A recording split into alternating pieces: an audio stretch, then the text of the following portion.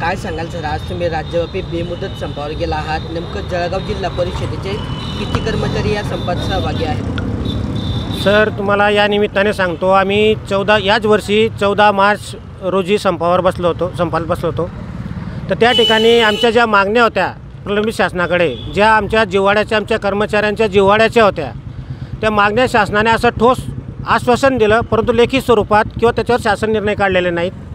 त्यामुळे आम्हाला आज नाइलाजास्तव पुन्हा बेमुदत संपावर जाण्यास भाग पाडलेलं आहे शासनाने.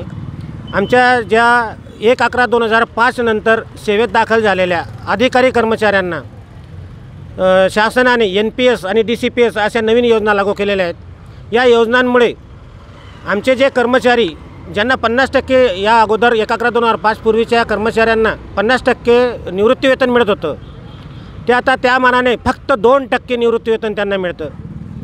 ज्या लोकांना 60,000 रुपये पगार होता त्यांना 30,000 रुपये पेन्शन आवश्यक होतं, परंतु त्यांना दरमहा फक्त 2,200 रुपये पेन्शन या नवीन पेन्शन योजनेमुळे मिळतं आहे.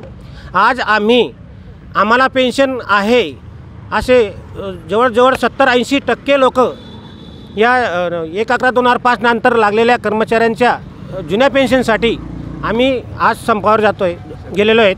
सक्रिय सहभाग इथं राहिलेला आहे. आज आमच्या वर्ग 1 वर्ग 2 अधिकाऱ्यांना वाहन नसल्यामुळे, वाहन चालक देखील संपावर असल्यामुळे त्यांना त्यांच्या बाईकने कार्यालयात यावे लागले आहेत. आणि वर्ग 1 पासून तर वर्ग 4 पर्यंत सर्व जिल्हा परिषद कर्मचारी 100% आजपासून संपावर गेलेले आहेत. माझं नाव DS पाटील. समन्वय समिती आम्ही सर्व प्रवर्ग संघटनाची इथं तयार केलेली आहेत मागच्याप्रमाणे, आणि सर्व प्रवर्ग संघटना जिल्हा परिषद अंतर्गत सर्व प्रवर्ग संघटना या संपात सामील झालेल्या आहेत. प्राथमिक आरोग्य केंद्राचे कर्मचारी सुद्धा या केंद्रात सहभागी झाले आहेत. प्राथमिक आरोग्य केंद्र बंद आहेत का? प्राथमिक आरोग्य केंद्र हे बंद राहणार आहे. जोपर्यंत आमची जुनी पेन्शन योजना नवीन आम्हाला लागू होणार नाही तोपर्यंत आम्ही बंदच ठेवणार आहे. आणि त्याचे शासनाला परिणाम भोगावे लागणार आहे. कारण आम्ही मागच्या वर्षीच आमचा संप झालेला होता, तोही आमचा जिव्हाळ्याचा प्रश्न होता. त्यावेळेला आम्हाला फक्त त्यांनी आश्वासन दिलं आणि ती मागणी फक्त पूर्ण केलेली नाही आहे.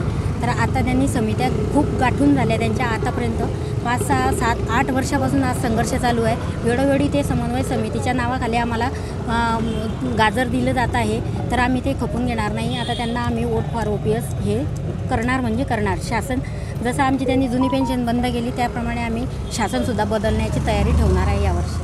नाव तुमचं? प्रेमलता पाटील, आरोग्य सेविका नशराबाद.